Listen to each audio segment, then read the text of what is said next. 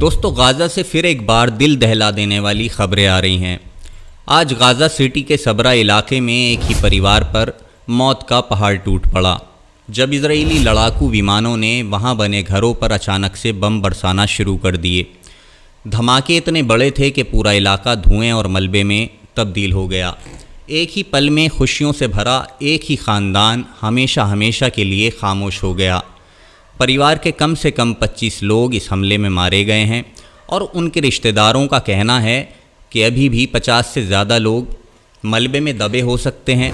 सोचिए दोस्तों, एक पूरा परिवार जिसके बच्चे, जवान, बुज़ुर्ग सब मौजूद थे, एक साथ मिटा दिए गए। वहाँ मौजूद लोग रोते हुए कह रहे हैं कि हम अपने ही लोगों की चीखें सुन पा रहे हैं, लेकिन हाथ से मिट्टी हटाकर भी उन्हें बाहर नहीं निकाल पा रहे हैं, क्योंकि जैसे ही हम मलबा हटाने की कोशिश करते हैं, ऊपर से ड्रोन फायरिंग शुरू कर देते हैं। एक शख्स का कहना था कि हर 5 लोगों में जो रेस्क्यू करने की कोशिश करते हैं, उनमें से 5 में से 4 मारे जाते हैं, सिर्फ एक ही ज़िंदा बचता है।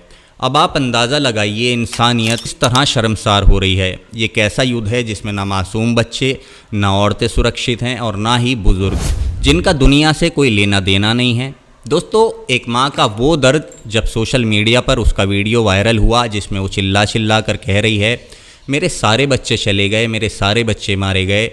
इस आवाज़ को सुनकर किसी का भी कलेजा कांप जाएगा। वीडियो आपको दिखाऊंगा।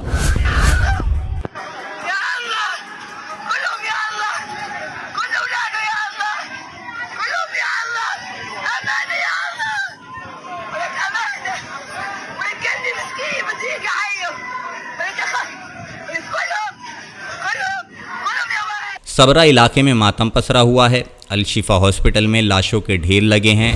सफ़ेद बॉडी बैग्स में लिपटे मासूमों की लाशें और उनके पास बैठे मातम करते लोग अपनी किस्मत को कोस रहे हैं। इसी रात बुरेस शरणार्थी कैंप पर भी हमला हुआ। वहां 7 लोग मारे गए, जिसमें 4 मासूम बच्चे भी शामिल थे। और वो इलाका वो जगह थी जहां यूनाइटेड नेशन की क्लिनिक काम कर रही थी। दोस्तों, यानी अब अस्पताल और क्लिनिक तक भी सुरक्षित नहीं बचे हैं।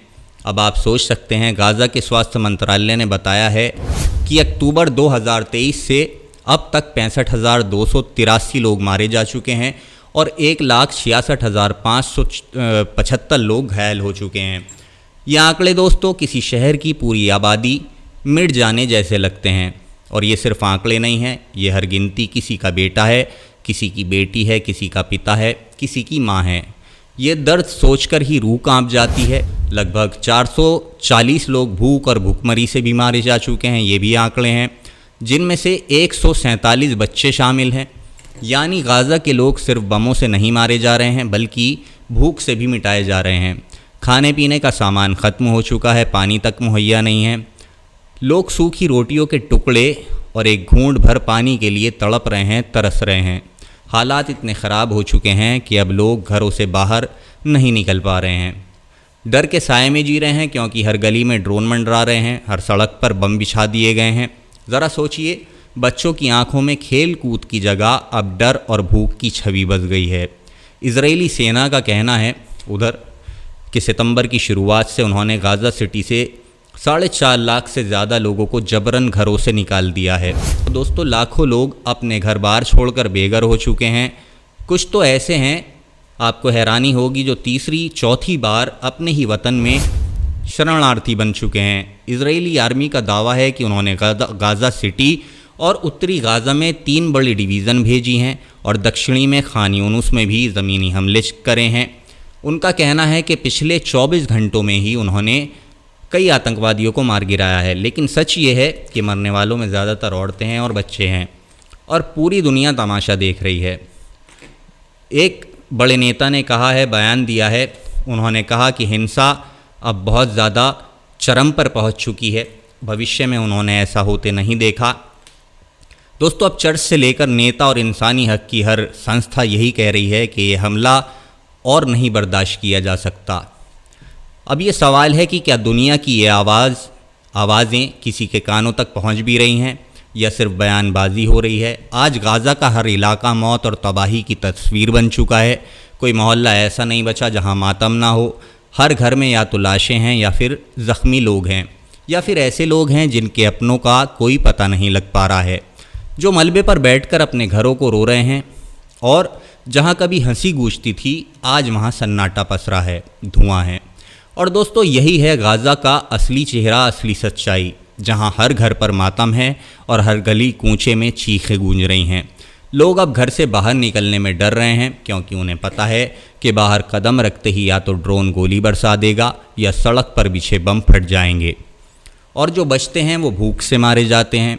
बच्चे दूध के लिए रो रहे हैं और माँ बाप खाली हाथ खड़े होकर सिर्फ उनके आंसू पोंछ रहे हैं। किसी बाप का ये हाल देखना आसान नहीं होता जब वो अपने बच्चों को भूखा सोता देखता है और उनके लिए उनके पास खिलाने के लिए कुछ नहीं होता। लेकिन गाज़ा में रोज़ का मंजर हो चुका है दोस्तों। अस्पतालों की हालत तो और भी बुरी है। एक तरफ घायलों का ढेर है, दूसरी तरफ दवाई की कमी। डॉक्टर अपने ही हाथों में दम तोड़ते बच्चों को देखते रह जाते हैं और सोचते हैं काश थोड़ी ऑक्सीजन मिल जाती, दवा मिल जाती तो शायद ये मासूम बच जाता। दोस्तों आप सोचिए कि ये सब सदी के सबसे आधुनिक दौर में हो रहा है, जब दुनिया चांद पर बस्ती बसाने की बातें कर रही है। वहीं गाज़ा में लोग पानी और रोटी के लिए मारे जा रहे हैं। इजरायली सेना का कहना है कि वो आतंकवादियों को ख़त्म कर रही है, लेकिन सवाल ये है कि क्या 25 लोगों का पूरा परिवार आतंकवादी था? क्या छोटे छोटे मासूम बच्चे जो स्कूल भी नहीं जा पाए, क्या वो आतंकवादी थे? और वो माँ जो रोती हुई कह रही है कि मेरे सारे बच्चे चले गए, मारे गए, क्या वो भी दुश्मन थी? ये सवाल दुनिया भर के ज़मीर को झंझोड़ते हैं, लेकिन जवाब कोई नहीं देता। हर कोई बस बयान जारी करता है। अमेरिका कहता है हमें चिंता है, यूरोप कहता है हम स्थिति पर नज़र रखे हुए हैं, यूनाइटेड नेशन कहता है कि ये अमानवीय है, लेकिन ज़मीन पर हकीकत हालात हर दिन और बिगड़ते जा रहे हैं। गाज़ा में अब हालात ऐसे हो गए हैं कि लोग कब्रिस्तान तक जाने से भी डर रहे हैं, क्योंकि वहाँ तक पहुँचने का मतलब है मौत को दावत देना। इसलिए मरे हुए अपनों को भी सही तरीके से दफना नहीं पा रहे हैं। कई जगह पर लोग घर के आंगन में ही गड्ढा खोदकर अपने बच्चों को दफन कर रहे हैं। सोचिए ज़रा दोस्तों, वो माँ जिसके हाथों में कभी बच्चे की हंसी थी, किलकारी थी, अब वही माँ अपने हाथों से अपने मासूम को मिट्टी में दफना रही है और दुनिया चुप है, तमाशा देख रही है, पर कुछ कर नहीं पा रही। अब बात करते हैं पलायन की। इजरायली हमले की वजह से 4 से 5 लाख लोग जबरन अपने घर छोड़ चुके हैं और कहीं और शरण ले रहे हैं। लेकिन सवाल ये है कि वो जाएंगे कहाँ, क्योंकि गाज़ा का कोई इलाका ऐसा नहीं है जो सुरक्षित बचा हो।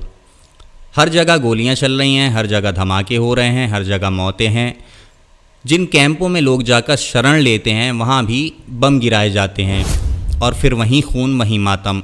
गाज़ा के हालात अब इतने ख़राब हो चुके हैं कि लोग कहते हैं हमें बाहर से मदद चाहिए, लेकिन बाहर से मदद पहुंचाना भी नामुमकिन है, क्योंकि बॉर्डर बंद हो चुके हैं और जो थोड़ी बहुत मदद आती थी वो भी इतनी कम हो चुकी है कि हज़ारों भूखे पेटों तक पहुंच नहीं पाती।